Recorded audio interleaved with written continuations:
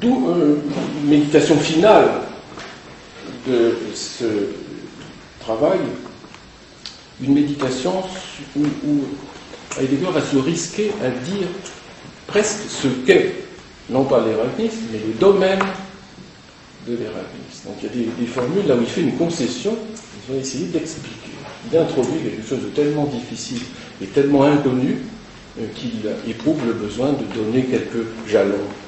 Il écrit page 26 dans Identität und Differenz, donc toujours ce petit texte majeur mais qui tient dans la poche, c'est des petits textes d'une densité extrême.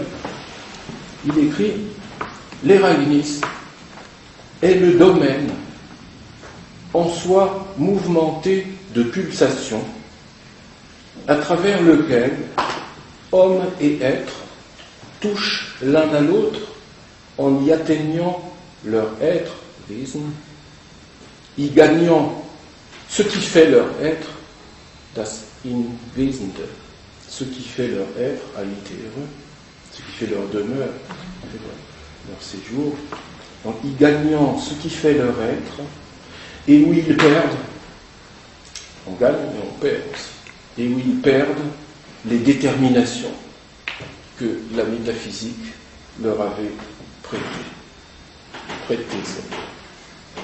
Je relis la phrase parce que c'est d'une façon une merveille. Pas ma traduction malheureusement parce que je vais vous montrer que je suis vraiment en défaut, mais relisons quand même en français d'abord. L'éragnis, et donc c'est avec un tiret, hein, et agnis, donc je devrais traduire l'y-appropriement. L'y-appropriement est le domaine en soi mouvementé de pulsations à travers lequel homme et être touchent l'un à l'autre en y atteignant leur être, leur demeure et leur essence en même temps, en y atteignant leur être, y gagnant ce qui fait leur être, et où ils perdent les déterminations que la métaphysique leur avait prêtées. Animal raisonnable, ça dégage. Tous ces prédicats traditionnels, il faut en faire son deuil. D'où évidemment l'accusation d'anti-humanisme, c'est pas un humaniste, etc. On voit très bien, la lettre sur l'humanisme est aussi de cette veine, ça va sans dire. Quel est le mot en allemand pour pulsation? Justement, j'y viens, c'est là que je suis en défaut. C'est Schwingung. Voilà. Mon mot préféré. Je pensais que ça vous ferait plaisir, parce que c'est un mot qui a retenu toute votre attention la dernière fois. J'avais projeté un séminaire sur swing et éragnis, mais c'est votre suggestion.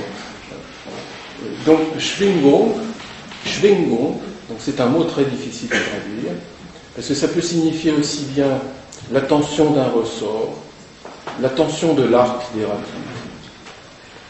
mais aussi une vibration, une tension, l'oscillation d'un pendule, et puis des mouvements plus vitaux, la tension vitale d'un être vivant, la pulsation cardiaque. Donc tout un mouvement qui évoque évidemment, vous le sentez certainement, les mouvements de la correction dont il était question dans la conférence Zeit und Sein. C'est 5 ans avant. Tout ça a ressorti au même dasselbe. Donc, oui, c'est là que je ne suis pas très content, parce que pulsation, c'est peut-être trop biologique, c'est peut-être trop cardiaque, c'est peut-être trop cardiovasculaire, c'est peut-être trop la vie pulsative au sens de Michel Henry. Mais il y a ça, effectivement, dans Schwingung. L'éragnie, c'est le domaine en soi mouvementé de Schwingung. Et ça sera repris dans ce que nous découvrirons dans les Beiträge, mais c'est déjà écrit dans les Beiträge et scellé pour 50 ans, dans toute l'analyse du Gegenschwung. Schwingung, Gegenschwung, c'est le même mouvement, c'est le mouvement du rapport de l'homme à l'être et de l'être à l'homme, qui est une espèce de mouvement de contradiction et en même temps d'embrassement entre ce que fait l'être humain et ce que fait l'être et un besoin mutuel. L'être a besoin de l'être humain pour y avoir une Richtung, pour y avoir son Da, son La, le La d'être le La, et l'être humain, il a besoin de l'être, il lui obéit et il appartient.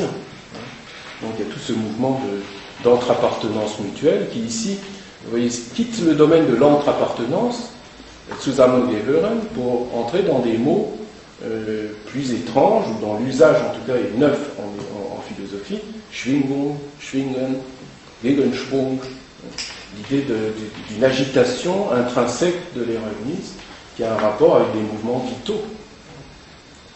Alors est-ce que c'est un modèle dans le protocole du séminaire sur Zeitensein, il y a un protagoniste, on ne sait pas qui, puisque les protagonistes restent anonymes, un des protagonistes qui demande si, dans Zeitensein, il n'a pas recouru trop à une pensée modélisée. Le modèle de la correction, ce serait un modèle encore qui aurait quelque chose d'objectif. Et Heidegger dit que la langue est telle qu'elle est objective et qu'elle fait des choses dont on parle dans la langue des modèles, et que la pensée, c'est précisément d'employer les ressources de la langue pour dépasser cet effet de modèle. C'est ça la Schwingung. Il met en rapport la Schwingung dans un cheminement vers la parole. Il dit c'est ne pas rester sur le rat univoque du dire qui serait la mort d'un dire. Le balancement entre les différents sens. Oui. C'est dans un cheminement vers la parole, ça, oui. Dans le langage aussi, il y a Schwingung. Voilà. Parce que le langage et l'éragnisme, c'est le même. Voilà. Et il va aller jusque-là. Je vais essayer de finir ça, mais j'ai été un peu long, je suis navré. Mais il va s'aventurer juste à l'ajointement de l'éragnisme et du langage pour essayer de nous le donner à entendre. Et dans ce texte, ça paraît quand même très difficile à comprendre pour le public. Il faut le recul que nous commençons peut-être à avoir pour essayer de se risquer à des tentatives de compréhension prudentes. Il prend une métaphore justement de modèle architectural et d'une architecture qui est pourtant une architecture qui n'est pas consistante. Donc on pourrait penser à une architecture musicale. Et il dit, page 26, dans la traduction française c'est page 272, mais la traduction est difficile, il dit il faut penser l'éragnisme comme éragnisme. Et ça commence bien. Il faut penser l'éragnisme comme ereignisme, c'est-à-dire ici comme appropriement ou y-appropriement. Il dit penser l'éragnisme comme ereignisme. Bon, on comprend que l'éragnisme ce serait le sens trivial d'éragnisme, puis éragnisme c'est comme il vient d'essayer de faire parler le mot. Donc, penser l'éragnisme comme ereignisme, c'est œuvrer à bâtir en travaillant à l'édifice de ce domaine en soi pulsatile, Schwingend. Le matériau de ce bâtiment, on a l'impression qu'il se met à suivre une métaphore de façon un petit peu appuyée, on redoute vraiment le pire. Le matériau de ce bâtiment qui se maintient de son propre suspens. Le penser, la pensée, l'activité de pensée, le penser, ne le reçoit que du langage. Car la langue est la plus tendre, mais aussi la plus délicate pulsation, celle qui maintient tout dans l'architecture aérienne de l'éragnisme. Fin de citation. Je reprends la phrase. Alors, prenez-la avec les pincettes d'usage, c'est une traduction de travail. Je vais revenir sur 2-3 points qui sont très approximatifs. Donc, pensez l'éragnisme comme éragnisme, pensez l'événement comme éragnisme, c'est œuvrer à bâtir à la construction de ce domaine en soi pulsatile, le matériau de ce bâtiment qui se maintient de son propre suspens, le penser ne le reçoit jamais que du langage. Car la langue est la plus tendre, mais aussi la plus délicate pulsation, celle qui maintient tout dans l'architecture aérienne de l'Erasmus. Architecture aérienne, une architecture qui se tient d'elle-même, elle repose sur rien, elle se tient d'elle-même. On sent qu'elle est extrêmement fragile, il suffirait d'un souffle pour qu'elle se dissipe, et elle est vite comme la langue, et c'est un des prédicats, si j'ose dire, de la langue dans tout Unterwegs zur Sprache, la méditation de Heidegger sur le langage, zart, elle est toujours dite zart, tendre, délicate, il ne faut pas la brusquer, mais en même temps précieuse, fragile, mais précieuse. Peut-être une féminité aussi de la langue. Mais je ne veux pas imposer mes marottes. Donc, elle est la plus tendre, mais aussi la plus délicate. Schwingung, pulsation, alors là, c'est là que la tradition est manifestement en défaut. Et vous voyez que j'ai hésité, par exemple, entre vibration.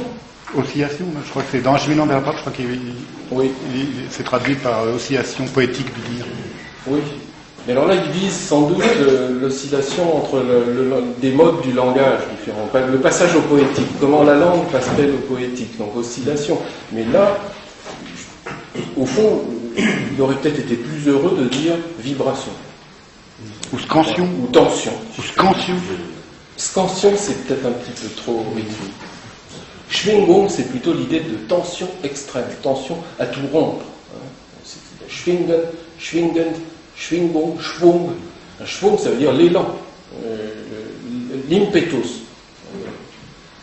l'énergie d'impact d'un projectile. Schwung, mit vollem Schwung, de tout son élan, de toute sa. En pleine course. Il y a l'idée d'un aller-retour quand même. Oui, dans vibration, il y a ça, dans vibration, quand une corde vibre, il y a un aller-retour des ondes. C'est ce Gegenschwung entre l'homme et l'être qui est ici visé dans Schwingung. Donc pulsation, je vous dis franchement, ça me paraît trop cardiaque. Je ne suis pas du tout content de cette proposition. Disons peut-être plutôt vibration, vous voyez. La langue est la plus tendre, mais aussi la plus délicate vibration, celle qui maintient tout. Et alors là, c'est ça qui est génial, c'est que le plus tendre et le plus délicat est ce qui maintient tout. Ça fait tenir tout. C'est quoi le mot pour maintenir? C'est halten. Oui, tenir. Halten. Elle tient tout, elle maintient tout dans l'architecture aérienne de l'Erasmus. D'où la conclusion, sur ce point, de Heidegger, page 26, aussi loin que notre être est y approprié à la langue, nous habitons dans l'Erasmus.